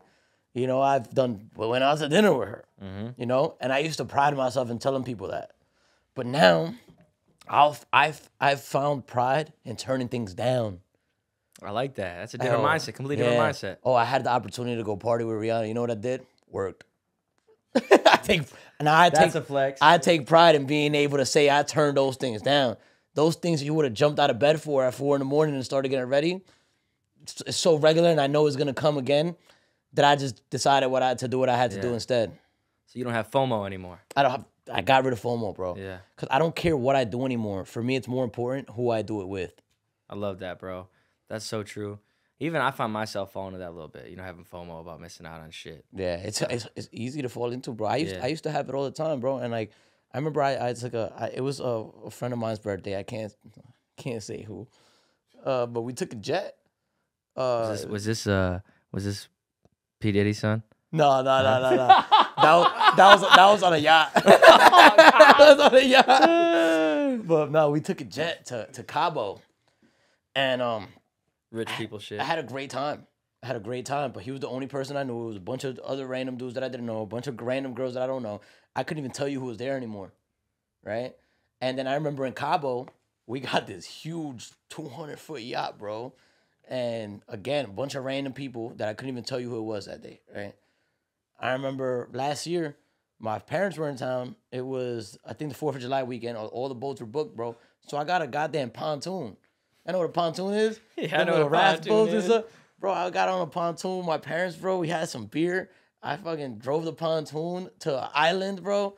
We was on an island chilling, watching the sunset. And I enjoyed that way more than I did that 200-foot yacht, bro, because of who I was with. Yeah. You know what I'm saying? Was it that moment that kind of changed the way? Yeah, 100%. You remember that exact moment? I remember that exact moment, bro. That's And then I crazy. think about that J. Cole bar, like, what's good is first class if, you know, My homies can't sit. Yeah. Yeah. If the gang not there, you know what I'm Yeah. saying? Facts. I got a think little about bit more that. leg room, but I'm by myself. Right. So, yeah. Dang, now I feel bad because I flew first class on the way back from Hawaii, and I had to leave some people in the back, You man. got to Antonio all the way in the back? That's racist. Oh, here we go. Oh my god, this guy. Come on. Now. Racist. Oh, here we go. Cut that out, guys. Cut that out, guys. Oh god. No, but for real though, like that is the best way to look at it, though. That is, and it's true. You know, it's not about what you say. It's not what you're doing. It's about who you're doing it with. 100%, you know, bro. I 100% agree with that. Is that cool? You ever heard that quote where it says, "What's more important, the journey or the destination?" You heard that? Like the company. Wow, insightful.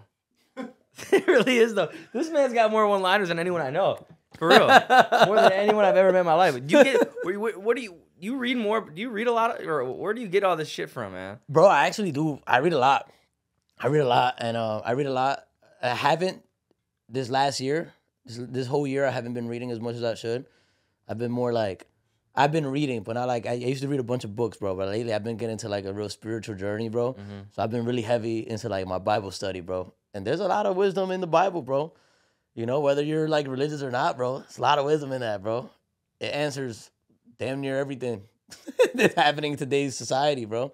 Yeah, I No always see cap. people. I can't sit here and say that I've studied the Bible, but I do always see quite a few people saying that exact thing. There's a lot of wisdom in that book, so definitely something that I want to get into a little bit more this year. What was that? Speaking of that, you remember that saying that Sam would say? What is it? Good or bad? Hard to say. Yeah. Do you ever hear that one? Nah. Man, that I can't even say it because I'm gonna butcher it. But you got to look it up. It's called Good or Bad, Hard to Say. It's basically saying, you know, okay, you hit the lottery, right? And everyone's like, oh, it's amazing, and the man would say, good or bad, it's hard to say. Everyone's like, huh? Just hit the lottery. Come to find out, 2 months later, because of the money, the son gets addicted to partying and drugs. I seen that. Yeah. And then everyone's like, oh my gosh, your son he overdosed, right? And is in the hospital or something. And everyone's like, oh my gosh, so bad. So I'm so sorry. He's like, well, good or bad, it's hard to say, you know. And then that motivates them. It just shows you that everything has Good and bad. Mm-hmm. 100%. No, I agree with that. It's duality. You know what I'm saying? Yeah. It's the concept of duality, right? Like what's normal for the spider is chaos for the fly. You know what I'm saying? But they're living in the same world type of shit. Right. Facts. It just depends what. Where'd you get that one from? What the fuck? Come on, you just keep pulling them out. What did you just say? Say that again? A spider and a fly? What the hell was that? I said was normal for the spider is chaos for the fly, but they're still in the same world. You know what I'm saying? It's just Bar. the other side of the coin. Bar. We just got bars coming from every direction, dog. All right, well, we gotta wrap this up. We've been talking for a minute, dog. But I could talk for all night, bro. Like we just chop it up for real, off the cuff. No. In fact, we did it last night. Yo, Yeah. me and Sal stood up. We talked for 4 hours. We stood up till 5 a.m. just chopping it up, bro. Random. Random as hell. Random. Like, and I wasn't even tired. We could have kept talking for real, but I'm like, real. damn, we got to be responsible. Yeah, for sure. Definitely slept in a little too much today. No, 100%. But listen, bro, we got a segment on the podcast. We call it the free to brag segment. And the philosophy of it is, or the notion is, our followers, myself, right? I believe you're the same way. We get motivated by people. We don't hate on them. We get inspired by people's wins. 100%. So this is a safe space to let that brag out. What is something that you've done in the last year, anytime really, that you might have not put out to the world, but you're really proud of? Now, it doesn't have to be something. It can be a flex. It can be whatever you want it to be. Something you want to brag about, bro. That you might have, took it easy on shouting it out to everybody. But here's a safe space to say it, man. What is it? Man, I signed a hell of a deal for my podcast, man. Yeah. I signed a hell of a deal for my podcast, and I've got sponsors lined up for the show already. Fire. Within a few months, bro, I'm gonna be making at least like 20 grand a month off the show. Amazing, bro. Just from sponsors alone. Amazing. And I'm excited to have some real ass conversations with people, bro. I love that for you, bro. Yeah, I don't like just keeping it business, bro. I like getting deep about stuff, bro. Yeah. I want to talk about random stuff, like what do you think about fat models, bro? You know what I'm saying? Like, Me personally, you wear condoms, dog. like I'm not, bro. There's this shit people need to talk about, bro. Because the business is one side of things, bro. But I also like to talk about random stuff because it makes people more human, bro. Mm-hmm. Because we got the same problem. We spoke about a lot of some of the problems we had yesterday. You know what I'm saying? It was like, oh shit, we went through the same shit in that instance, right? But if you see me from Instagram and I saw you from it, we would never know that. So it's important to have them real ass conversations out there, bro. For sure, bro. For sure. Well, I'm proud of you, dog. You said you might have 20,000 a month Yes, coming sir. from the show. Yes, sir. That's fire, bro. Some people spend years and years doing this shit, never get it up to that amount, bro. And that's a blessing. Definitely a blessing. So Facts. I'm happy for you, bro. Well, listen, dog. Great conversation. I'm glad you came up to Cleveland. Yes, sir. I'm glad we did this show. Tell the people where they can find you, man. JAY.Monopoly, J Monopoly on Instagram. The J Monopoly Show on Spotify, Apple Music, Let's get it. YouTube, Yeah. Anchor, anywhere you can listen to podcasts, the J Monopoly Show. And that's pretty much it, guys. Stay tuned. We got a lot of big things in the works with the show, but also stay tuned for what me and Sal got cooking up, man. We're gonna take everybody to Section 8 school. For anybody out there who's a moneymaker, if y'all making money and y'all know y'all not living right, y'all know y'all spending it on dumb shit, let us help you get some assets, guys. I just caught my first Section 8 house today. We already got another closing lined up this month. Yep. I'm actually very, very excited, and I want to put other people on to this, man. So, shout out to Sal for putting me on. My guy, I appreciate you, bro. Love, brother. Love. Yep.